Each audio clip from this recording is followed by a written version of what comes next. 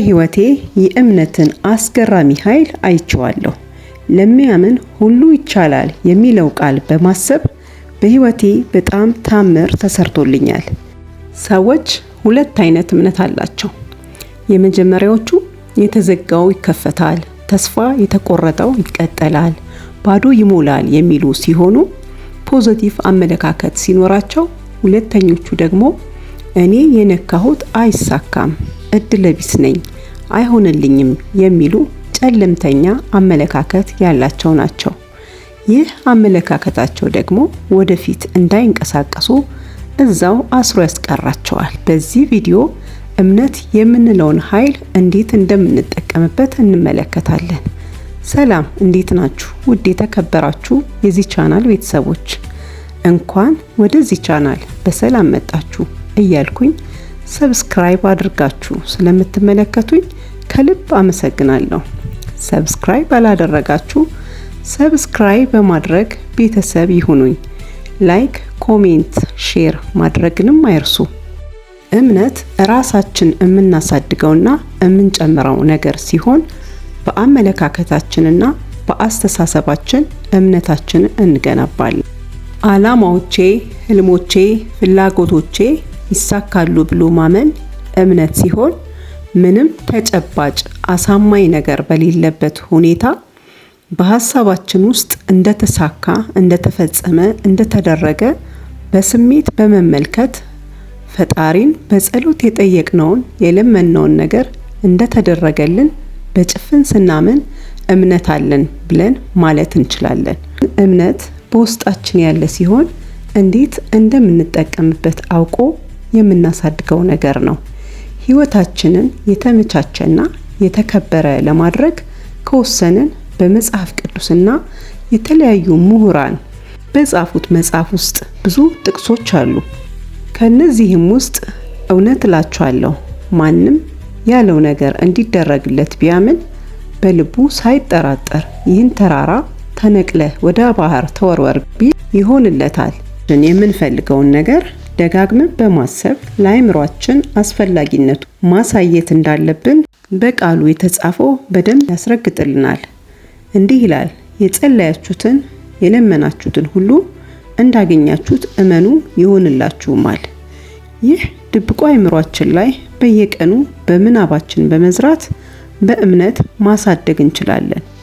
ድብቁ የአእምሯችን ክፍል የኛን ገጸ ባህሪ ማንነት የሚቀርጸው እርሱ ሲሆን ማለትም ቀን በቀን የተለማመድነውን ያንጸባርቃል። መግቢያዬ ላይ እንዳልኩት በእምነትና በእግዚአብሔር ቸርነት የሰራልኝን ላካፍላችሁ። ፈጣሪን አምኖ መጠበቅ ምንም ኪሳራ እንደሌለው በራሴ የህይወት ተሞክሮ ብዙ አይቻለሁ። ልጅ መውለድ እንደማልችል በሐኪሞች ተነግሮኝ ያውቃል። ልጅ በማጣት ረጅም ዓመት በሐዘን ኖሬያለሁ። በጸሎትና በእምነት ሆኜ ግን ፈጣሪን በመተማመን የልጆች እናት እንደሚያደርገኝ ደጋግሜ ለውስጤ በመንገር በሐሳቤ ሐሳቡን በመደጋገም አምን ነበር። አንዳንዴ ተስፋ መቁረጡ እንዳለ ቢሆንም እምነት ያልነበረውን እንዲኖር ያረጀ ታሪክን ወደ አዲስ ታሪክ የሚቀይር ኃይል አለው ብዬ አምናለሁ። ነገር ግን እምነት ብቻውን ሳይሆን ትዕግስት አብሮት አለ። ምክንያቱም ፈጣሪ ስራውን የሚሰራበት የራሱ ጊዜ ስላለው ተስፋ እንዳንቆርጥ ትዕግስት በጣም አስፈላጊ ብርታት ሰጪ ነው። እናም እኔ በምናቤ እንዳገኘሁት እመለከተዋለሁ። የፈጣሪን ስራዎቹን ያደረጋቸውን ታምራቶቹን አስቤ ለኔም እንደሚሆን አስባለሁ። ራሴን ለማሳመን ደጋግሜ በውስጤ አመላልሰዋለሁ። ወደ ፈጣሪ ለምናለሁ። እንደሆነልኝም በማመን አመሰግን ነበር። በሚገርም ሁኔታ ግን ካሰብኩት በላይ በአንድ ጊዜ 3 መንታ ልጆችን ወለድኩኝ። አሁን የ4 ልጆች እናት መሆን ችያለሁ። ለሚያስፈልጉን ነገሮች የመሳካትና የመፈጸም እድሉን ከፍ የሚያደርገው በውስጣችን ያለው የእምነት ኃይል ነው። ስለ እምነት ስናነሳ ከመንፈሳዊ ሐሳብ ጋር የተያያዘ ሲሆን በመጽሐፍ ቅዱስ ላይ ሐዋርያት ኢየሱስ ክርስቶስን እምነትን ጨምርልን ብለውታል። ድብቁ የአእምሯችን ክፍል የኛን ገጸ ባህሪና ማንነት የሚቀርጸው እርሱ ሲሆን ማለትም ቀን በቀን የተለማመድነውን ያንጸባርቃል።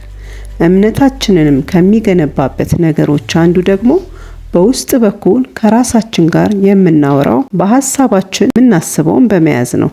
ስለዚህ የኛ ስራ ሁሌ እንደሆነልን፣ እንደተደረገልን፣ እንደዳንን፣ እንዳገኘን፣ እንደደረስን ሆነን ማሰብ፣ ሁሉን ነገር እንደተሳካ መደሰት፣ ማጣጣም ስንጀምር በእውነትም ሆኖ እናገኘዋለን። ምሁራን የምንላቸው ሰዎች አይምሯችን ሁለት ባህሪ እንዳለው በመግለጽ እንዲህ ይላሉ። ንቁ የአይምሯችን ክፍል አንድን ነገር ለማመን ምክንያት ስለሚፈልግ አላምንም ብሎ ሊያስቸግረን ይችላል። ይህ እኮ ሊሆን አይችልም ይለናል። ወደ ውስጣችን እንዳያስገባ ይከላከላል። ብዙ ምሁራን በቀላሉ የምንፈልገውን ሐሳብ እምነት ለማድረግ ምቹ ሰዓት እንቅልፋችን ከመተኛታችን በፊት ባሉ በ30 ደቂቃዎች ውስጥ ነው ይላሉ። ንቁ የአይምሯችን ክፍል በማሰብ በመውጣት ሲደክም ስለሚውል የሚደክምበት ሰዓት ሲሆን፣ ድብቁ የአይምሯችን ክፍል ደግሞ ክፍትና የህፃናት የማሰብ ደረጃ ላይ የሚወርድበት ሰዓት በመሆኑ ሁሉን ነገር አምኖ መቀበል ይችላል። ስለዚህ የምንፈልገውን ነገር በስሜት እንደሆነ በማሰብ በፈጣሪ በመተማመን እንዳመንበት ማሳየት ነው። ቃሉ እውነት በመሆኑም ለምኑ ይሰጣችኋል፣ አንኳኩ ይከፈትላችሁማል የሚለውን በማሰብ ከጥርጣሬ ሐሳብ በመውጣት በጭፍን እምነት መገኘት ያስፈልጋል። ሰዎች የጸሎታቸውን ምላሽ የሚያበላሹት ንጹህ ሕሊና ባለመያዝ፣ የልብ እምነት ሲያጡና ትዕግስት ባለማድረግ ሲቻኮሉ ነው። የምንፈልገውን ነገር በስሜታችን ሆነን በማየት ፍላጎታችንን ማሳካት ያስችለናል።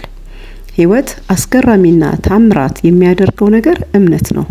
እምነት ስንል ምን ማለታችን ነው እንደሆነ በአይነ ሕሊናችን መመልከት፣ ተረጋግተን ያንን መጠበቅ ነው። እምነት ፎርሙላ የለውም፣ ሕግም የለውም።